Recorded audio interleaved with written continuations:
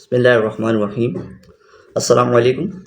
आउं अमीर मुस्लिम ऐं अवां मुंहिंजी यूट्यूब वीडियो जी सीरीज़ बनाम फाइनेंशियल लिटरेसी इन सिंधी जी ॿी वीडियो ॾिसी रहिया आहियो। ऐं हिन वीडियो में जेको मुंहिंजो मौज़ू आहे उहो आहे त व्हाट इज़ लिटरेसी, लिटरेसी छा आहे। ठीकु आहे, उन खां पोइ पाण कुझु स्टैट्स ॾिसंदासीं, डेटा ॾिसंदासीं त पाकिस्तान जो लिटरेसी रेट छा आहे, ऐं पोइ पाण पाकिस्तान जे लिटरेसी रेट खे कंपेयर कंदासीं इंडिया सां, ऐं पोइ पाण जेको सो इन्हनि ॿिन्ही जी कंपेरिज़न जेका आहे सा दुनिया सां कंदासीं त उते लिटरेसी रेट छा आहे। ऐं इन डेटा सां पाण कुझु शयूं जेके आहिनि से निशानदही कंदासीं, डायग्नोसिस कंदासीं त मसइलो किथे आहे, कहिड़ो आहे, छा मसइलो आहे, ऐं पोइ आख़िर में जेको सो कुझु सजेशन्स, कुझु सॉल्यूशन्स ते पाण ॻाल्हि कंदासीं। ठीकु आहे जी। अच्छा, हिते आउं हिकिड़ी ॻाल्हि वाज़े कंदो वञा त हीअ जेका मूं डेटा या स्टेट्स खे ॻोल्हियो आहे, इहो मूं जेको व्हाट्सअप जी हिकिड़ी नई फीचर आई आहे मेटा AI। सो उन मेटा AI मां ई तक़रीबन ई सॼी डेटा जेका आहे सां मूं कढी आहे, ऐं मूंखे त जाम फ़ाइदो थियो आहे। बल्कि हिते आउं तव्हां सां इहा ॻाल्हि कंदुसि त मूंखे त चैट GPT खां बि अॻियां इहा शइ ॾिसण में अचे पई। त चैट GPT जेका आहे उहा डेटा स्टेट्स जेको आहे 2 साल पुराणी तक़रीबन 2021 ताईं जी उहा ॾिए थी, पर हीअ जेका आहे मेटा AI उहा त लेटेस्ट डेटा पे ॾिए पई। ठीकु आहे, त इहा त हिकिड़ी मुख़्तसर सी ॻाल्हि हुई। सो हिननि टॉपिक्स ते पाण ॻाल्हि कंदासीं, पर सभिनी खां पहिरीं बरकत जे उसूल जे लाइ दुरूद पाक पढ़ी वठो, सल्लल्लाहु तआला अला मुहम्मद सल्लल्लाहु तआला अलैहि वसल्लम। सो तव्हांजो टाइम बिना ज़ाया किए पाण डायरेक्ट अचूं था पंहिंजे पॉइंट ते। त व्हाट इज़ लिटरेसी, लिटरेसी आहे छा।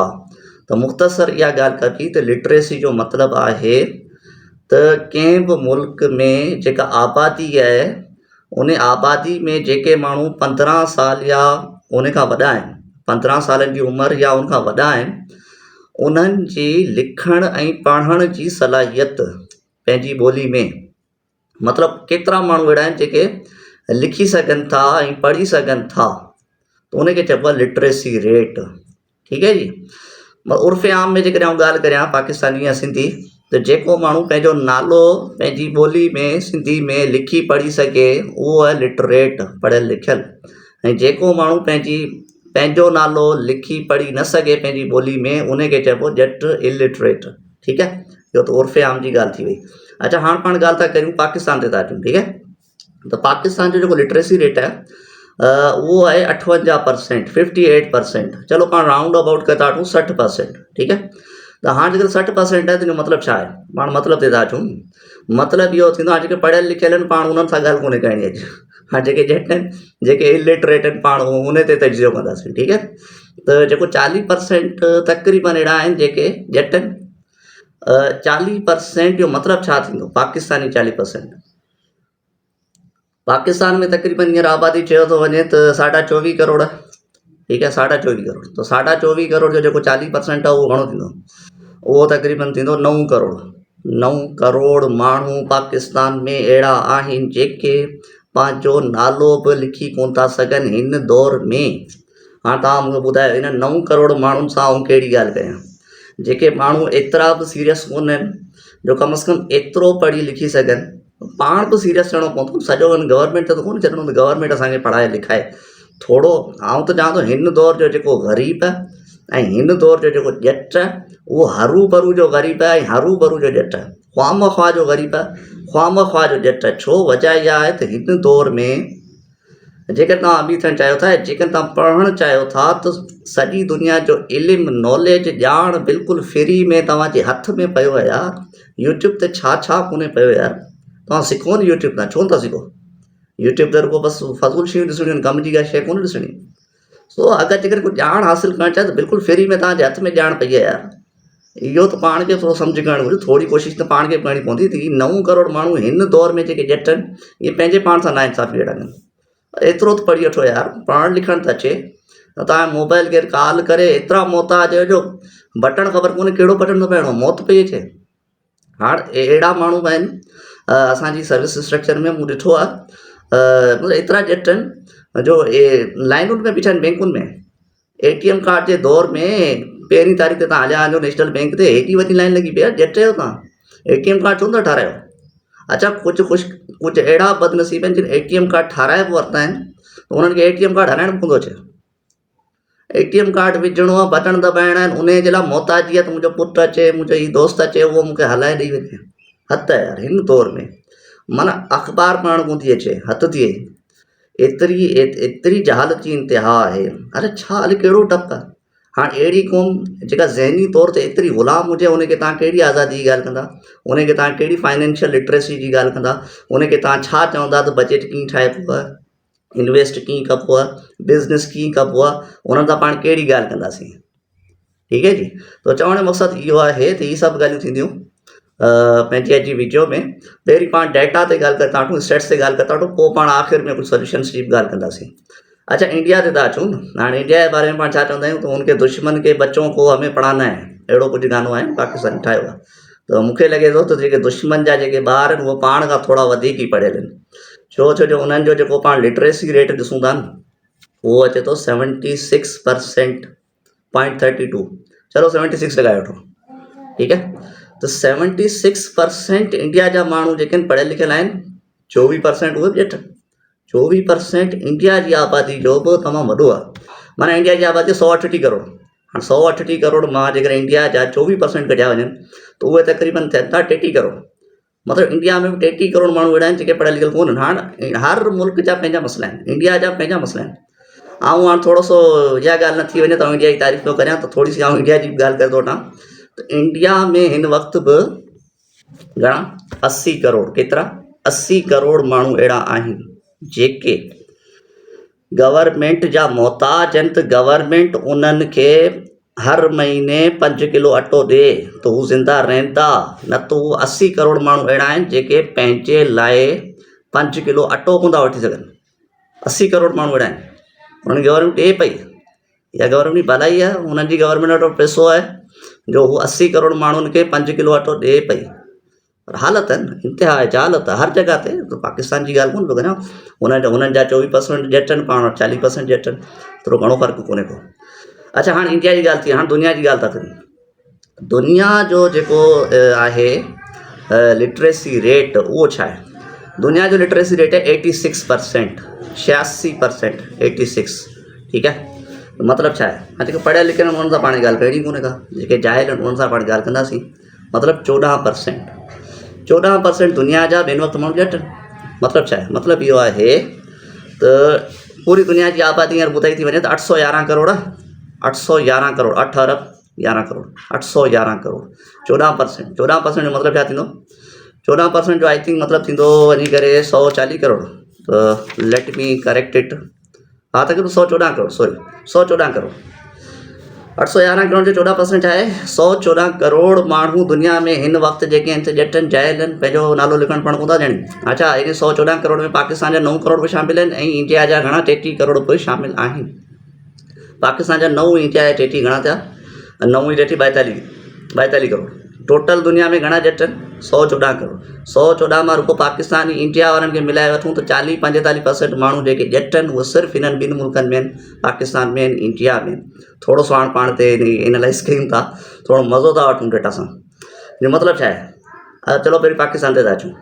दुनिया जा ॼट केतिरा आहिनि? 114 करोड़। पाकिस्तान जा ॼट केतिरा आहिनि? 9 करोड़। मतिलबु छा आहे? मतिलबु इहो आहे त दुनिया जा जेके 11 ॼट गॾु थींदा, 11 ॼट गॾिजी वेंदा त उन्हनि में हिकिड़ो ॼट हूंदो पाकिस्तानी, ठीकु आहे। इहा ॻाल्हि सम्झ अची। अच्छा, पाण इंडिया जी ॻाल्हि था करे वठूं त इंडिया जी जेका ॼटनि जी आबादी आहे उहा 33 करोड़ आहे, ठीकु आहे। 114 33 मतिलबु छा आहे? मतिलबु इहो आहे त जिते दुनिया जा 3 ॼट गॾु थींदा उन्हनि में हिकिड़ो ॼट केरु हूंदो? इंडियन। यार मूंखे लॻे थो करे त शायदि पाकिस्तानी ऐं इंडियंस ॼटनि जो आलमी ॾियारो मल्हाइणु घुरिजे। जीअं पाण लिटरेसी डे मल्हाईंदा आहियूं, लिटरेसी डे, हीअ लॻे थो इलिटरेसी डे मल्हाईंदा। वजह छा आहे? हिननि खे लॻे थो शायदि मज़ो थो अचे ॼट रहण में, शायदि ॼट रहण जा कुझु फ़ाइदा बि हूंदा, इन करे एतिरा माण्हू ॼटनि। ख़ैर, इहा त फज़ूल हिकिड़ो लाइटर मोड ते थोरी मज़ाक़ वारी ॻाल्हि थी। हाणे पाण अचूं था थोरो एनालिसिस करे था वठूं। हाणे एनालिसिस इहो आहे, जेकर पाण दुनिया जो पाण कई, अच्छा दुनिया जी जेकर पाण कैटेगरी करियूं, 2 क़िस्म जा मुल्क आहिनि दुनिया में। हिकिड़ा आहिनि डेवलप्ड, हिकिड़ा आहिनि डेवलपिंग। सुधरियल आहिनि, हिकिड़ा सुधरण जी कोशिशि कनि पिया, ठीकु आहे। जेके सुधरियल मुल्क आहिनि, डेवलप्ड कंट्रीज़ आहिनि, उन्हनि जी जेका लिटरेसी रेट आहे उहा 96% आहे, 96%। या उन खां वधीक आहे, मतिलबु 4 या 3% माण्हू अहिड़ा आहिनि जेके ॼटनि। अच्छा, जेके डेवलपिंग कंट्रीज़ आहिनि जेके सुधरण जी कोशिशि पिया कनि, उन जी बि जेका एवरेज जेका आई आहे उहा आहे 65%। 65% माण्हू उते जा बि लिटरेट आहिनि, उहे ॼट कोन्हनि। सो उन में ॾिसूं पाण पाकिस्तान पोइते आहे थोरो, इंडिया थोरो उन खां अॻियां आहे। ठीकु आहे जी। त इहा त हिकिड़ी ॻाल्हि थी वई, हिकिड़ी डेटा जे हवाले सां ॻाल्हि थी वई न। हाणे पाण थोरो सजेशन्स, थोरी सॉल्यूशन्स। ॾिसो, आउं त हिकिड़ी ॻाल्हि कंदुसि, आउं टीचर आहियां, आउं उस्तादु आहियां, ठीकु आहे।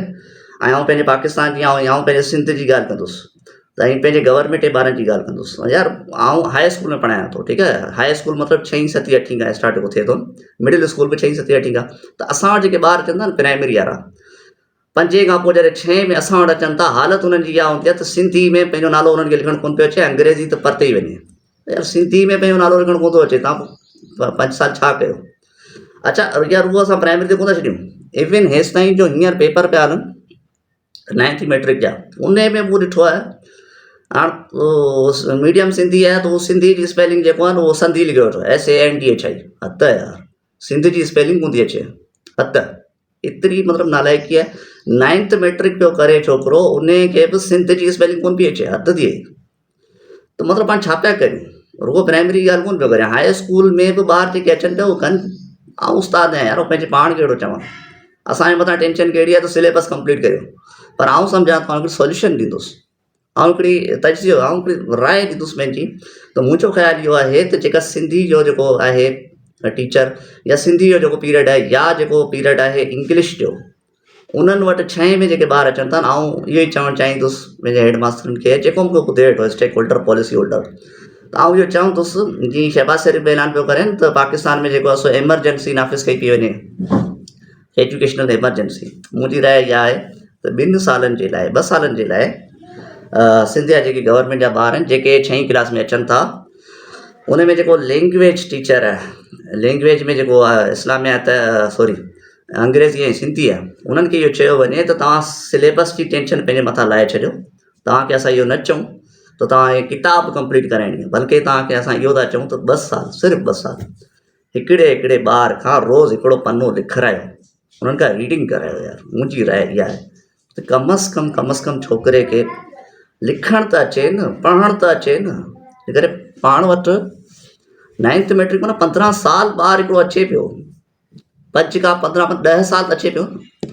10 सालनि में जेकॾहिं ॿार खे लिखणु बि कोन पियो अचे, पढ़णु बि कोन पियो अचे, त पोइ पंहिंजी कारकर्दगी आहे, पंहिंजे पाण उस्तादनि जी, या पंहिंजे स्कूलनि जी, या पंहिंजे ॿारनि जी, या ॿारनि जे वालिदैन जी गौर छो नथा करियूं? ॿार बि गौर कनि, ॿारनि जा वालिदैन बि गौर कनि।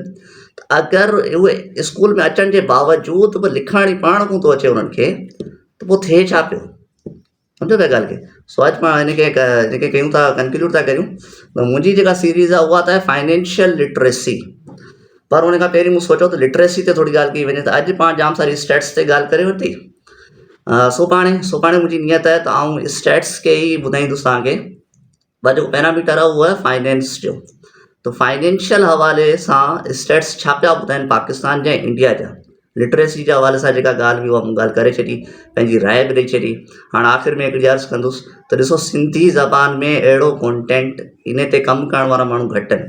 अगरि आउं कमु कयां पियो या केरु बि कमु करे वेठो, त तव्हांजो कमु थिए थो त असांखे सपोर्ट करियो। सपोर्ट एतिरी आहे जो लाइक करे वठो यार, तव्हां कमेंट करियो। तव्हांखे अगरि का शइ पसंदि आई आहे, अगरि को सुवाल आहे, तव्हां कमेंट करे सघो था। तव्हांखे सुठो लॻो हुजे त पोइ तव्हां हिनखे शेयर करे सघो था। ऐं चैनल ते पहिरीं दफ़ा आयो त सब्सक्राइब ज़रूरु कजो। दुरूद पाक सल्लल्लाहु तआला अला मुहम्मद सल्लल्लाहु अलैहि वसल्लम, फ़ी अमानिल्लाह।